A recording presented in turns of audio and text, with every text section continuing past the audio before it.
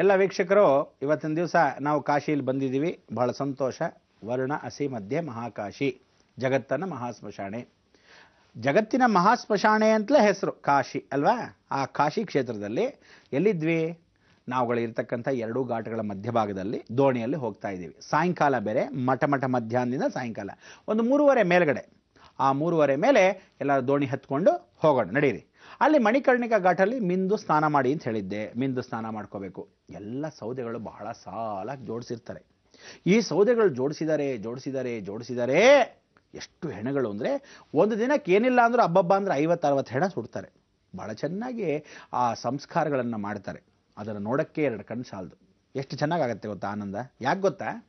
ಒಂದು ಹೆಣವನ್ನು ಸುಡಬೇಕಾದ್ರೆ ಆ ಸಾಲಾದ ಸೌದೆಗಳನ್ನು ಜೋಡಿಸಿ ಮೇಲ್ಭಾಗಕ್ಕೆ ಹೆಣ ಇಟ್ಟು ಅದರ ಮೇಲೆ ಪೂರ್ತಿಯಾಗಿ ಮತ್ತೆ ಸೌದೆಗಳನ್ನು ಜೋಡಿಸಿ ಮುಖಭಾವನೆಯನ್ನು ಕಾಣದಿದ್ದ ಹಾಗೆ ಅಲ್ಲಿ ಬೆರಣಿಗಳನ್ನು ಮುಚ್ಚಿ ಪ್ರಾರ್ಥನೆಯನ್ನು ಮಾಡಿಕೊಂಡು ಕಾಲುಗಳ 2 ಹೆಬ್ಬೆಟ್ಟುಗಳನ್ನು ದಾರದಲ್ಲಿ ಕಟ್ಟಿ, ಯಾತಕ್ಕೆ ಅಂದರೆ ಮತ್ತೆ ಪುನರ್ಚೇತನವಾಗೋಗುತ್ತೆ ಅಂತ. ಯಮಧರ್ಮರಾಜ ಅಕಸ್ಮಾತ್ ಕರ್ಕೊಂಡು ಹೋಗ್ತಾ ಇದ್ರೆ ವಾಪಸ್ ಹೋಗು ಅಂತ ಹೇಳಿ ನಿನ್ನ ಆಯುಸ್ಸಿನೂ ಮುಗ್ದಿಲ್ಲ ಅಂತ ವಾಪಸ್ ಕಳಿಸ್ಬಿಟ್ರೆ ಮಧ್ಯೆ ಎದ್ದು ಕೂತ್ಕೊಂಡ್ಬಿಟ್ರೆ ಏನಾಗುತ್ತೆ? ಭಯಭೀತರಾಗ್ಬಿಡ್ತಾರೆ ಜನ. ಅದಕ್ಕೆ ಕೈ ಕಾಲು ಅಲ್ಲಾಡ್ಬಿಟ್ರೆ ಅನ್ನೋ ಭಯಕ್ಕೆ ಈ ರೀತಿ ಆಗುತ್ತೆ. ಎಷ್ಟೋ ಜನ ಘಟನೆಗಳು ನಡೆದು ಹೋಗಿದೆ. ಭಾಳ ಜನ ನಾನೇ ಸ್ವತಃ ನೋಡಿದ ಹಾಗೆ ಎಷ್ಟೋ ಜನಕ್ಕೆ ಅನುಭವಶಾಲಿಯಾಗೂ ಈಗಲೂ ಒಂದಿಬ್ಬರು ಇದ್ದಾರೆ.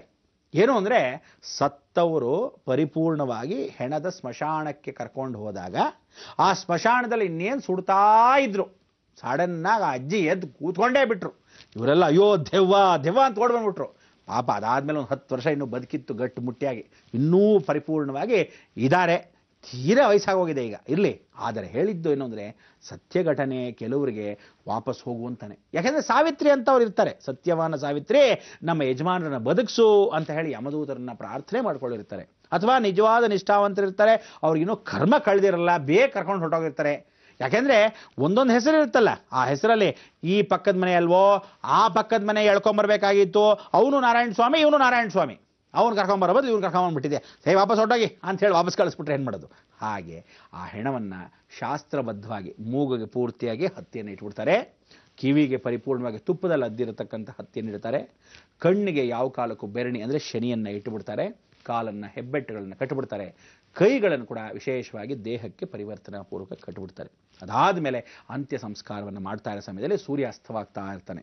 ಅಥವಾ ಬೆಳಗಿನ ಜಾವದ ಸೂರ್ಯ ಉದಯವಾಗ್ತಾ ಇದ್ದ ಸಮಯದಲ್ಲಿ ಬೆಳಗಿನ ಜಾವನೇ 6 ಗಂಟೆಗೆ ಪ್ರಾರಂಭ ಹೆಣ ಸುಡೋದು. ಇಲ್ಲಿ ಸುಮಾರು 50-60 ಹೆಣಗಳನ್ನು ಪ್ರತ್ಯೇಕವಾಗಿ ಮಣಿಕರ್ಣಿಕಾ ಘಾಟು, ಹರಿಶ್ಚಂದ್ರ ಘಾಟು, ಹನುಮಾನ್ ಘಾಟು, ಗಾಯತ್ರಿ ಘಾಟು, ವೈದೇಹಿ ಘಾಟು, ವೈಕರ್ಣಿಕಾ ಘಾಟು ಎಲ್ಲ ಘಾಟುಗಳಲ್ಲೂ ಹೆಣಗಳು ಸುಡ್ತಾ ಇರ್ತಾರೆ. ನೋಡ್ತಾ ಇದ್ರೆ ಈ ರೀತಿಯೂ ಜಗತ್ತಿದೆಯಾ ಅಂದರೆ ನೀವೆಲ್ಲೋ ಹೆಣ ಸುಡೋದನ್ನು ಯಾವತ್ತೋ ಒಂದ್ಸರಿ ನೋಡಿರ್ತೀವಿ. ಎಲ್ಲಿ ಯಾರಾದ್ರೂ ಸತ್ತಾಗ ನೋಡಕ್ಕೆ ಹೋದಾಗ ಮಾತ್ರ.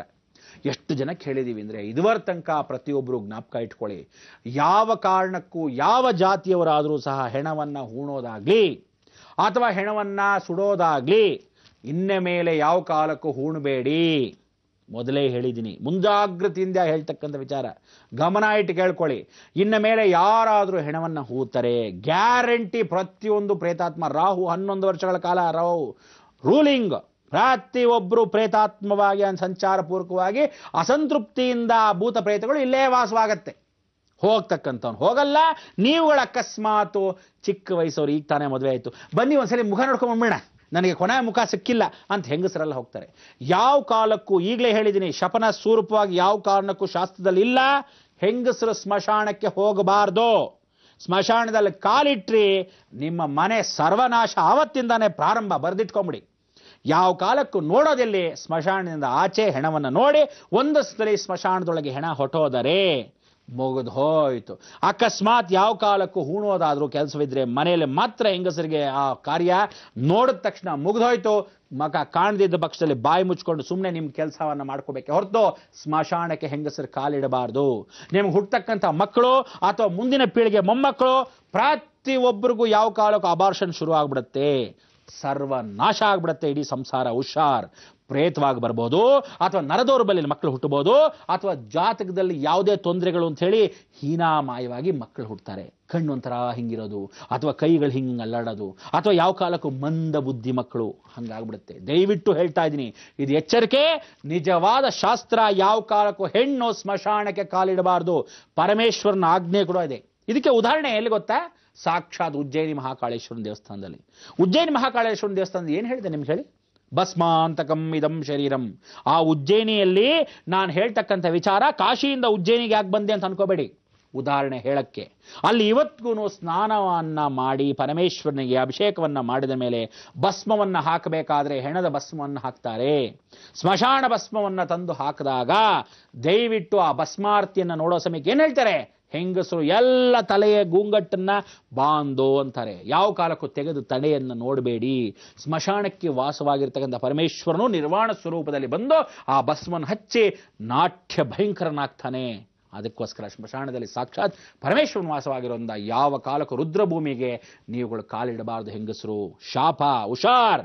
ಅದಕ್ಕೋಸ್ಕರನೇ ನೀವೆಲ್ಲ ಅನುಭವಿಸ್ತಾ ಇದ್ದೀರಾ. ಪ್ರತಿಯೊಬ್ಬರನ್ನು ಏನೇನು ಆಗ್ತಾ ಇದೆ ತೊಂದರೆಗಳು. ಬಾರೆ ಏನಾಗ್ಬಿಡುತ್ತೆ ನೋಡೋಣ ಅನ್ನೋ ಹಠ ಇಟ್ಕೊಂಡು ಏನಾದರೂ ಹೋದ್ರಿ ಇನ್ನು ಮೇಲೆ ಗ್ಯಾರಂಟಿ ಹೇಳಿದ್ದೀನಿ, ಬರೆದಿಟ್ಕೊಂಬಿಡಿ. ಅದಕ್ಕೋಸ್ಕರ ಕಾಶಿ ಕ್ಷೇತ್ರದಲ್ಲಿ ಇವತ್ತಿಗೂ ಅವ್ರು ಏನು ಹೇಳ್ಬಿಡ್ತಾರೆ?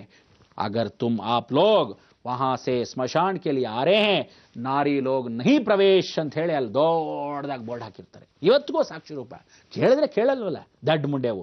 ಪ್ರತಿ ಒಬ್ಬರಿಗೂ ಇದನ್ನ ಶಿಲಾಶಾಸನದಲ್ಲಿ ಅವರು ಬರೆದಿಟ್ರು, ಶಾಸ್ತ್ರವನ್ನು ಹೇಳಿದ್ರು ಸಹ, ಕಡ್ಡಾಯ ಪಡಿಸಿದ್ರು ಸಹ ಏನೋ ನೋಡೋಣ ದುರಹಂಕಾರವಾಗಿ ಹೋಗ್ತೀರ. ಹೋದವನು ಹೊಟ್ಟೋದ, ಕಾಣ್ದಿದ್ರೆ ನಿಮ್ಮ ಕರ್ಮ ಮುಗಿದೋಯ್ತು. ಇಲ್ಲಿ ಕಾಣಿಸ್ಲಿಲ್ಲ ಅಂದ್ರೆ ಬಾಯಿ ಮುಚ್ಕೊಂಡು ಮನೆಗೆ ಹಿಂತಿರುಗಬೇಕು. ಇಲ್ಲ ಹೆಣವನ್ನ ಹೊರಭಾಗದಲ್ಲಿ ಸ್ಮಶಾನದ ಹೊರಭಾಗದಲ್ಲೇ ಇಟ್ಟು ರುದ್ರಭೂಮಿಯಿಂದ ಆಚೆ ಇಟ್ಟು ಅವರೆಲ್ಲರೂ ಬರೋವರೆಗೂ ಕಾದು ಅದನ್ನು ನೋಡಿದ ನಂತರ ಬಿಡಬೇಕು. ಮಣಿಕರ್ಣಿಕಾ ಘಾಟಲ್ಲಿ, ಹರಿಶ್ಚಂದ್ರ ಘಾಟಲ್ಲಿ ಬಹಳ ದೊಡ್ಡದಾಗಿ ಬರೆದಿರ್ತಕ್ಕಂಥ ಶಾಸನ ಇವತ್ತಿಗೂ ಬರೆದಿದ್ದಾರೆ. ಹರಿಶ್ಚಂದ್ರ ಘಾಟಲ್ಲಿ ಅವನು ಅದಕ್ಕೆ ಹೇಳ್ಕೊಡೋದು ಹರಿಶ್ಚಂದ್ರ, ಬರಬೇಡ ಕಣೆಮ್ಮ, ಯಾಕೆ ಬಂದೆ ನೀನು? ಹೆಣ್ಣಾದವಳು ಯಾವತ್ತಾದರೂ ರುದ್ರಭೂಮಿ ಕಾಲಿಡ್ತಾರಾ? ನೀನು ಬರಬಾರ್ದಾಗಿತ್ತು ಅಂದರೆ ನನಗೆ ಯಾರೂ ಇರಲಿಲ್ಲ, ನನ್ನ ಮಗನ ಕರ್ಕೊಂಬಂದು ಅಂತ ಹೇಳಿ ಅವಳು ಹೇಳ್ಕೊತಾಳೆ. ಸತ್ಯ ಹರಿಶ್ಚಂದ್ರನ ಹೆಂಡತಿ.